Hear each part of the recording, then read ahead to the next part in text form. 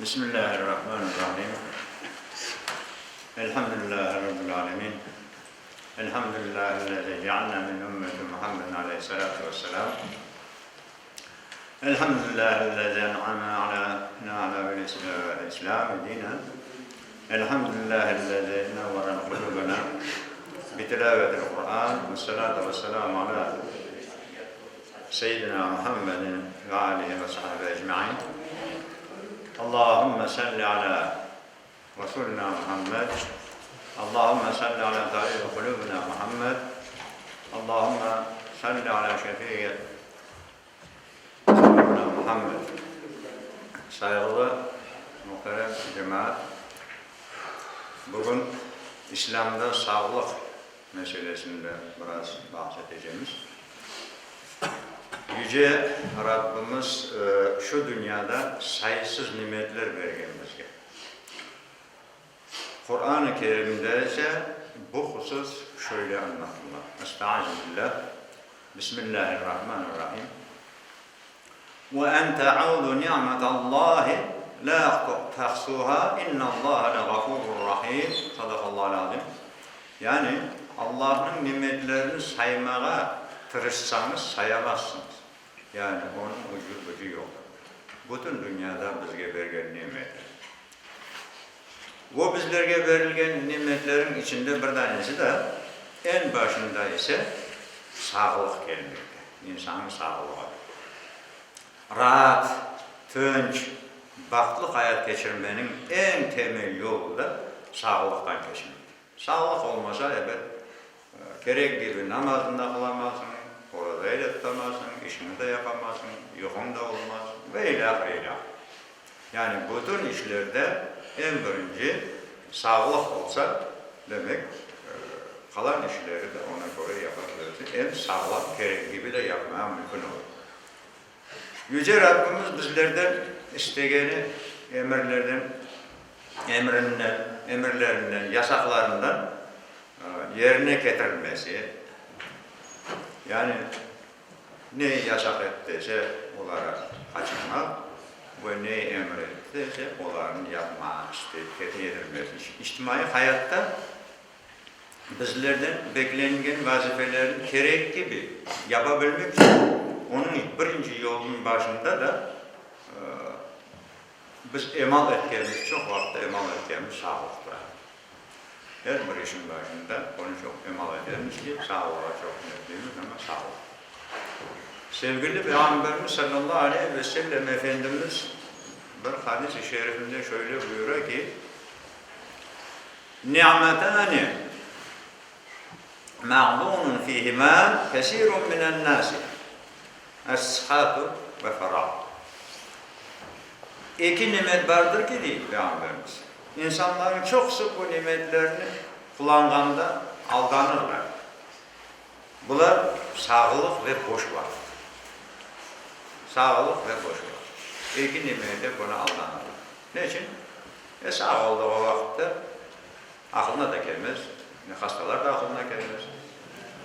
Bunumuzda gözümüzde de mına sağlam dev gibi herifler hiç aklıma gelmeyin ama ya da bıraktan içinde öyle ya başka olur. Onun için bunlar Riyaz-ı Salih'inde geçip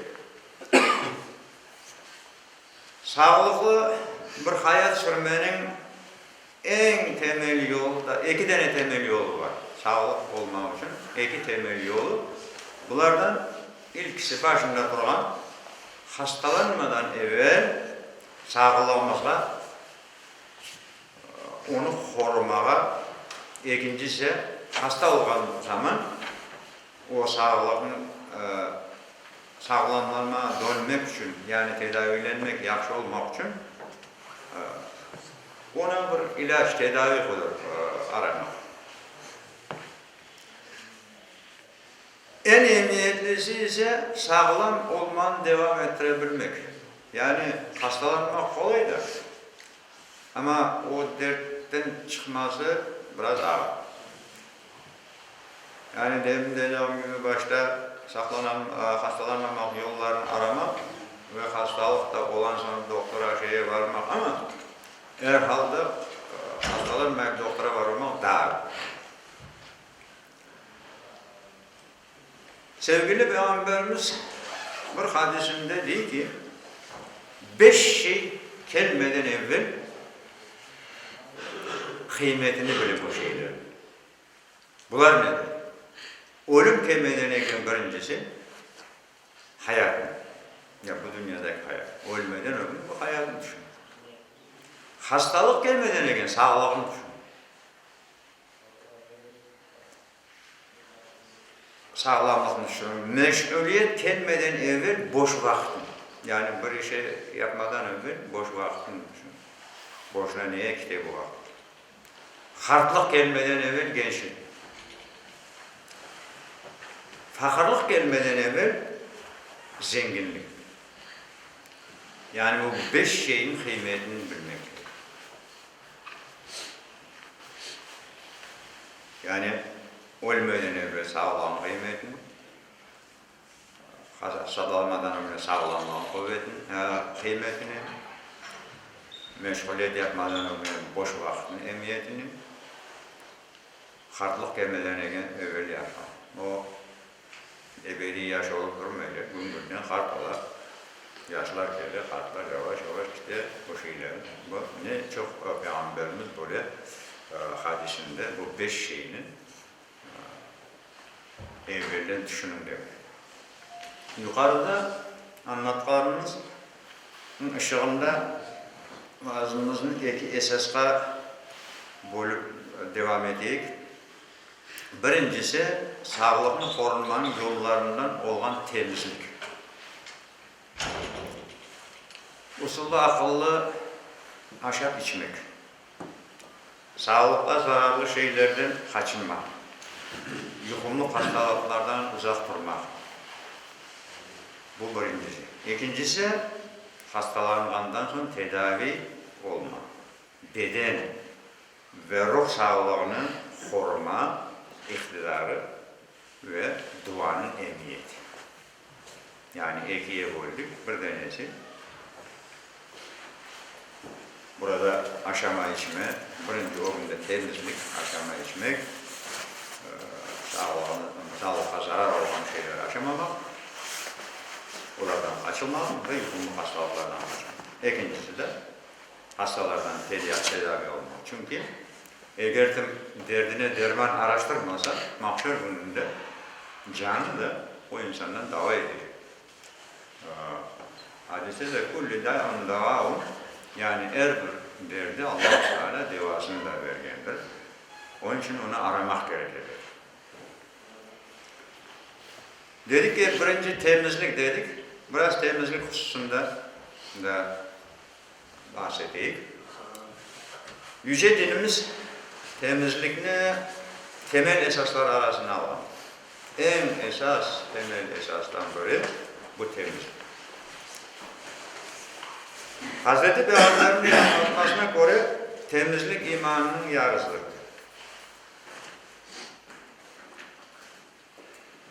Ayrıca ibadetlerde gene temizlik. Bu bir şart, yani farz. Namazın temel şartlarından ilki temizlik. Kişinin usul gerek olsa usul almak,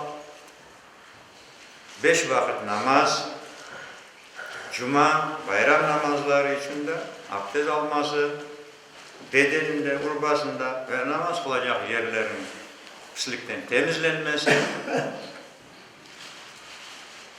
farzdır, farzlardandır. Farz yani bu mutlaka yapılmak. Ve farzını da yapmam diyen kafir olur. Ayrıca yukarıdan durgan son Peygamberimiz dedi ki, kollarını yummayınca su kabına elini değirmez. Çünkü yuklagan zamanında kol kayda var anlamaz bilmez. İkincisi, berekat-ı ta'am vudu'al evvel ve ahir. Aşının bereketi başında ve aşamadan evvel de aşağıdan sonra yumak kolları. Bunlar da bir temizlik de bereket, aşta bereket deyip yani aş bolluğunda ama aşta bereket de yani o aştan bir fayda da almak. Yani aşağıya hastalık kazanmak. Ama enerji olmayıp aşağısa mikroplar şeyler görüp başka şeyler olur. Hastalık. Aşağısında yuğulğanı, gene kolda kalan yağları, şeyleri neler temizleyip, gene eller temiz olmaz.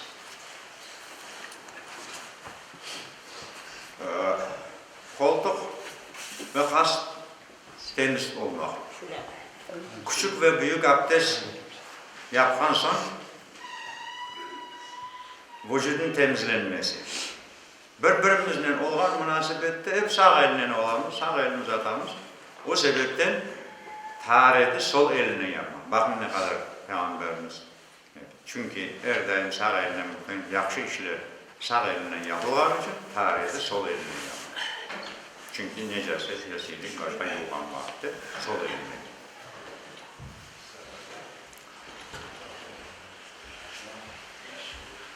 Peygamberimiz her zaman bu meseleyle bağlı Peygamberimiz hadislerinde şöyle buyuruyor ki fıtrat 5'tir. Fıtrat yani yaratılıştan Allah-u Teala yaratılıştan yapılan şey 5'tir. Bu ne? Sünnet olmak. İkinci, hasıtlarını tıraş etmek, koltuk tıbını tıraş etmek, bıyıklarını kısaltmak, ya kesin. Tırnaklarını kesmek ve temiz. Müslim'in taharat kitabında geçer bu. Şimdi burada ayrıca ayettiğimiz vakti tırnak hoşken olsa onda dibine çeşit türlü silikler şeyler. Bu bıyık olsup da burada da sorulmayacak olsa aşağı diye. Peygamber Efendimiz sallallahu aleyhi ve sellem İmam Tirmizi'nin Şemail-i Muhammediye kitabında geçer ki sahabeyle beraber camide oturaydı. Kozayı pişirip getirilir. Bıçakla kesip öyle kaptı. Alıp bana da kaptıracak vakti bıyığım hoşken eken dedi. Ayıttı ki bıyığını şimdi bıçakla keseyim mi yoksa misvak koyup yoksa dişten o zaman misvak koyup keserim. Bizim Hanefi mezhebinin imamlarının tarifesine göre bu dudağın kızıllığı korunmak gerekiyor. Yani fıtrat 5 bu şey deniyor. Hz. Ayşe Anamız radıyallahu anh Peygamber sallallahu aleyhi ve sellem temizlendiğinde saç sakal bakımında ayakkabı giygende başka bütün işlerinde sağdan başlayın. Sağdan başlayın. Ve böyle yaxşı işlerini sağdan başlamanı çok seviyede buyuruyor. Birinin demin aytkan, anlatkan hadisin burada Müslim'de geçer, taharat 87.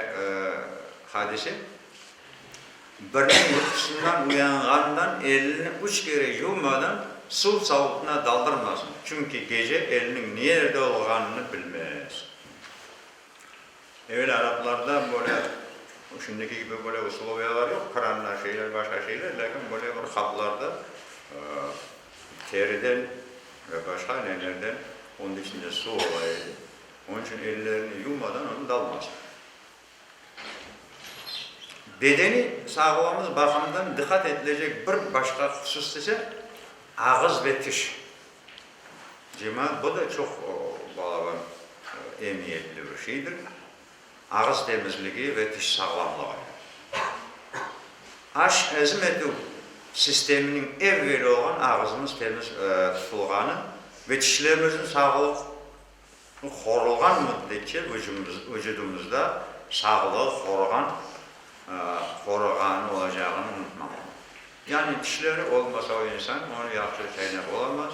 Aş kazanına düşkeni aş al olmaz. Böyle. Onun için sağlığın nesi ağızdan başlanırdı. Söz gelimi sevgili Peygamberimiz ağız ve tiş sağlığı için daim misvak kullanmak ve ümmetine de misvak kullanmanı emretken, misvakın herkes bile anlatmaya şey yok. Böyle Kabe'ye varanlar, Hacı'ya varanlar, bunda da şimdi çok satlı. Öyle bir ağaç var. Onu o vakit kullanıyorlar. Bugün alimler onu böyle analiz edip baksalar, o blendleme daha başka türlü pastalar var, tiş yuvan pastalar. Onların terkibinden ziyade onda vitaminler şeyler. Yani onların temizleyici, onların desinfek şey yapıcı nesinden de daha ziyadeli onun terkibinde şey. Ve hadisi şerifte levla en eşakka ala ümmeti ev ala nasi le'emertuhum bisvar ma'a kulli salah. Dedi ki Peygamberimiz, ümmetime ev ala nasi ya da insanlara zorga kalmaktan telaş etmesin. Onlara er namaz vaktinde misvakla dişlerini temizlemeye emret edelim dedi. Bu Riyaz Salim'deki. Yani şu zorluk olmasın der ümmetinin de düşüngen ama sağlığının da düşünüp aydı ki eğer zorluk olmasın deseydi buna düşünmese gene olsaydı yani mutlak 5 vakit namazda 5 kere dişlerini misvak temizlemesin gerekiyor. Bu demin aytkanım da yani misvak o ağacın içinde olan şeyleri faydaları açısında gene o hadis var ki Es-sivaku matharun lil-fami mağdatun lil-rak. Misvak kullanmak ağzın temiz olmasına ve Rabb'e razı olmasına sebeptir. Bedeni sağlığımız koruma bakımından en temel sebeplerinden biri de aşama içmek.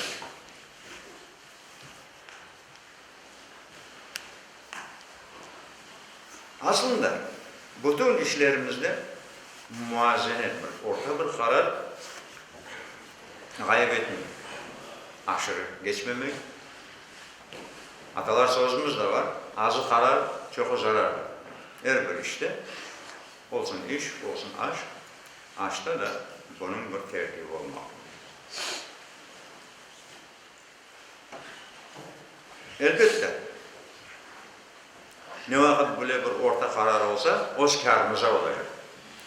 Yüce Rabbimiz mukaddes kitabımızda وَكُلُوا وَاشْرَبُوا وَلَا تُسْرِفُوا إِنَّهُ لَا يُحِبُّ الْمُسْرِفِينَ. Aşam, için ama israf etme. İsraf ne?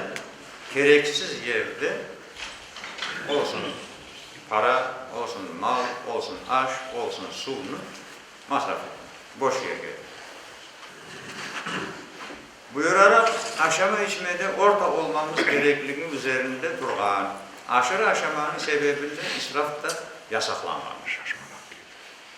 Aşırı aşamak yani koyan son öyle bir ne de var da koyan son bir kapsan haramdır değil.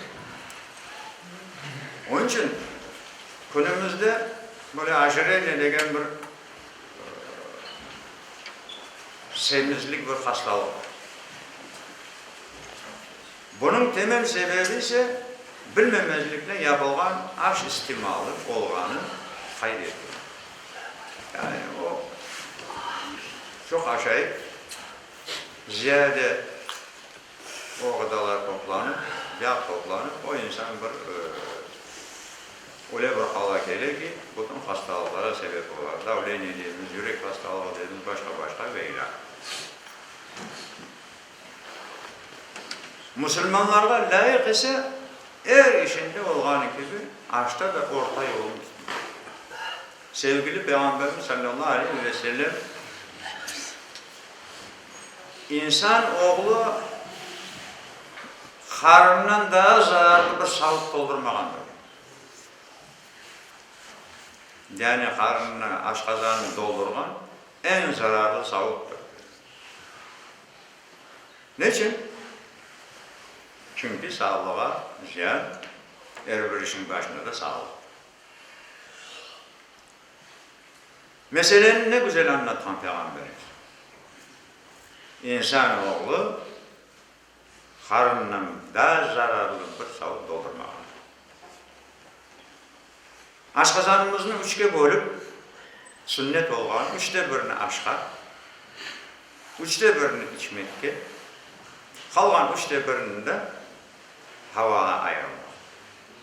Peygamberimiz sallallahu aleyhi ve sellem Efendimiz böyle dizini sağ tarafına, bu ciğer tarafına toplayıp öyle oturup aşağı eğilip, yani böylelikle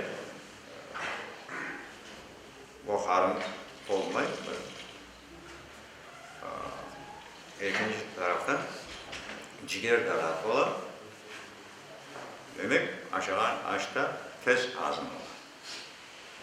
Yani hem su içmek. Bana kimler hastalıklar aytalar ki kanın koyulgan sana su çok içmek gerek ne kayıtada okurlar. Peygamberimiz 1400 yıllarında aytan ki yani aşkazan 3 bölüm. Bir bölümüne aş, bir bölümüne su, üçten birine de hava. İslam dininin de aş edebi de bu şekildedir. Bedeni temizlikten bir sırada yaşadığımız evler, çalışkan yerlerimizi temiz tutmak, insanların gelip geçip yerlerge, sokak, pazarlarda çöplük kelişi güzel atmamak ve çevrenin etrafımızın pislenmesine sevgili Peygamberimizin emridir. Böyle yapmamız. Peygamberimiz emri şu ki, yani bütün yer temiz olmak. O İmam Rabbani'nin olganın gibi korungenin gibi ol degen gibi Peygamberimiz de bütün yerin temizlikini.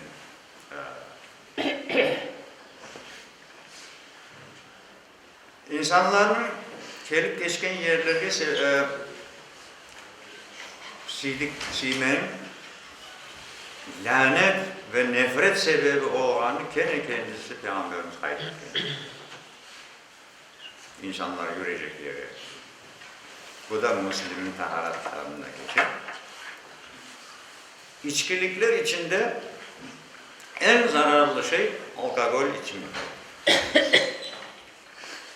Adı ve tadı farklı da olsa sarhoşluk vergen her şey alkol. Dinimizde kabul edilmiştir. Alkol ise dinimizde haram edilgendir ve Kur'an-ı Kerim'de şöyle buyurmak. Ya eyyühellezine amenu innemel hamru vel meyseru vel esnabu vel ezlamu ritsun min amelişşeytan fectenebuhu leallekum tuflihun. Ey iman etkenler! Akılını örtken, akılını yok etken içki ve ona benzeyen şeylerden kumar, tikili taşlar, fal okları ancak şeytan işi ve birer pisliktir. Onlardan kaçının ki kurtuluşa erişirsiniz. Maide suresi 90. Hazreti Peygamberimiz bir hadis-i şerifinde sarhoşluk vergen bütün içkiler haramdır dedi. Müslim'de geçiyor bu. Eşrebe kitabında. Alkolün beden sağlığını bozmanın yanında daha başka neleri var? Yani toplum, cemiyetin tinçliğini kaçırgan ve içtimai hayatını bozgan bir hususiyeti de var. Yalnız kendine zarar değil, etrafa da zarar. Bunun neticesinde ise düşmanlıklar ortaya çıkar ve insan hayatını kendi elinden perişan etmektedir. Bu hususunu Kur'an-ı Kerim'de şöyle anlattılar. İnnemâ yuridü'ş-şeytânu en yuq'a beynekum li'adâvete vel-ba'dâ'u fil-hamri vel-meyseri ve yasuddukum an zikrillâh ve anis-salâti fehel entum muntahun.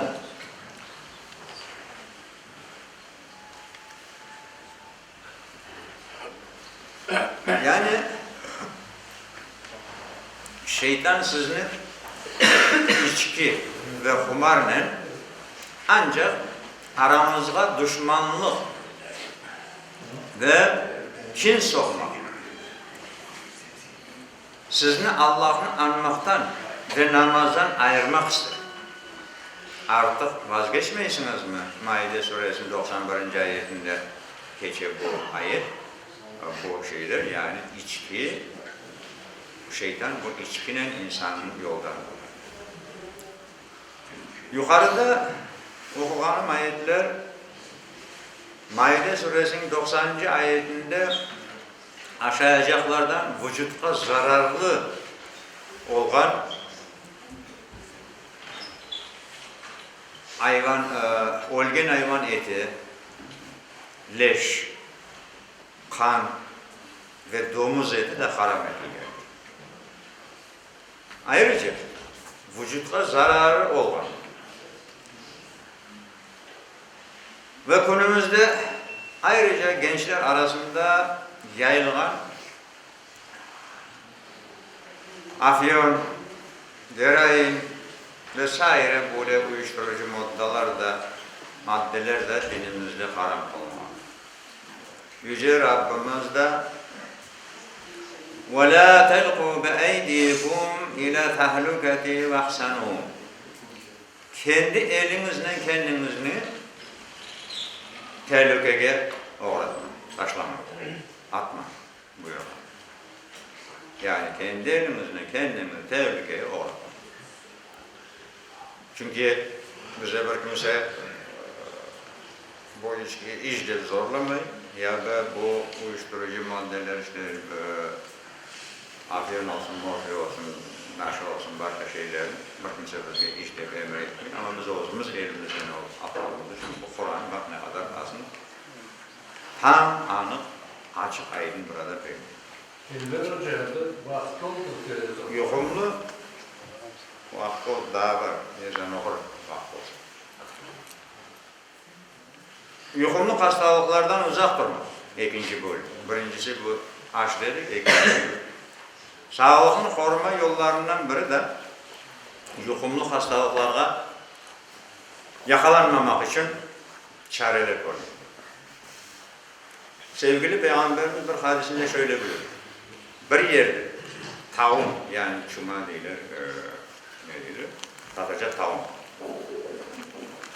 Ve buna benzeyen herhangi bir yuhumlu hastalıklar olğanını eşitseniz zaman o yere gitmeyin. Bir yere varacak olsanız o yere varın.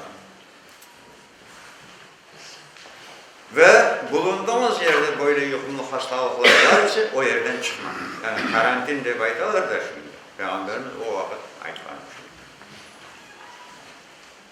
Günümüzde verem, tif, çiçek ve bu sayri hastalıklara karşı çareler bulundu. O aşılamalar yapılıp, netilip yapılmasının beraber yayılmasının olan olsa da ona rağmen ayrıca şeriat izin vermeyen zina ne yapılan sonu ne olur? Spid degen bir hastalık. Tedavisi olmayan bir hastalık. Bu hastalıklara uğramamanın yolu ise dinimiz de yasak zina. Bunu yapmam. Kur'an-ı Kerim'de de zinanı söylenmiyor. وَلَا تَقْرَبُوا الزِّنَا اِنَّهُ كَانَ فَاحِشَةً وَسَاءَتْ سَب۪يلًا Başka şeyleri yapmanız dese ama zinaya yakın varmam. Zinaya yakın varmam çünkü o son derece çirkin ve çok bir yaman yoldur. İsra suresinin 38. Netice olarak bu dünyaya imtihan için gelgeniz. Bazı da nimetlerin çokça verilmesinden imtihan ettileriniz.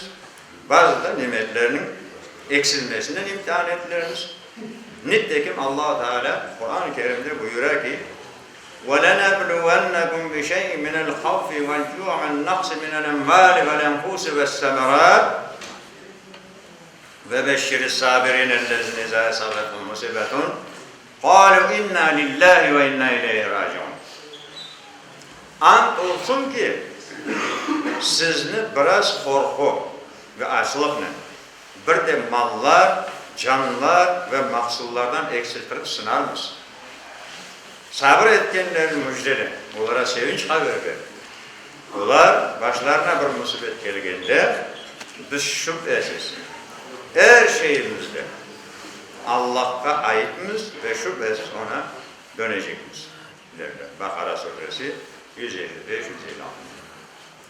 Bizge verilgen nimetlerin en emiyetlerinden biri olan sağlığımızı elimizden gelgen kadar korumaya emniyet vermemiz. Hastalandığımız zaman tedavi için hekimlerge varmamız, müracaat edip ve netice Rabbimizin taşlamamız neticesini ama çareyi görmek ama neticeyi Allah'a taşlamamız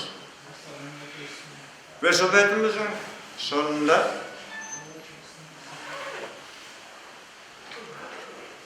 bir hadisine nokta koyar. Aciben li emril mu'minine inne emra kulluhu lehu hayr. Ve leyse zâlike li ahadin illa'l mu'minin. İn asâbethu sarrâ'u şekara fekâne hayran leh. Ve in asâbethu darrâ'u sabra fekâne hayran leh. Yani müminin vaziyeti bir acayip bir iştir. Çünkü aldı kendisi için bir hayır sebebi. Böylesi bir hususiyet sadece müminde vardır, başkasında olmaz. Sevinecek olsa şükür eder. Bu onun için hayırdır. Başına bir bela gelecek olsa sabır eder. Bu da onun için hayırdır. Rabbimiz sağlığımızı bozacak. Amellerini bizge yaptırmasın. Sağlık bozulgan, hasta olan kardeşlerimize hayırlı şifalar, dertli olan kardeşlerimize hayırlı devalar versin. Amin. Ya Rabbi, bu meclisi vazda cümlemizi hakkında rahmet sebebi, mağfiret sebebi olsun. Yaptığımız bu bazı nasihatların esnasında okuduğumuz ayet-i kerimlerin ve hadis-i şeriflerin dergâh-ı izzeti bağında kabul eyle ve makbul eyle. Allah cümlemize hayırlı, özümüze sağlık ver, cümle milletimize, ümmetimize, ibadetlerimize, işlerimize, bu dünyada yaxşı ameller yapmaya nasip eylesin. Subhane rabbike rabbil izzeti amma yasifun ve selamun alel murselin velhamdülillahi rabbil alemin. Lillahi teala'l-Fatiha. Allahu Ekber, Allahu Ekber.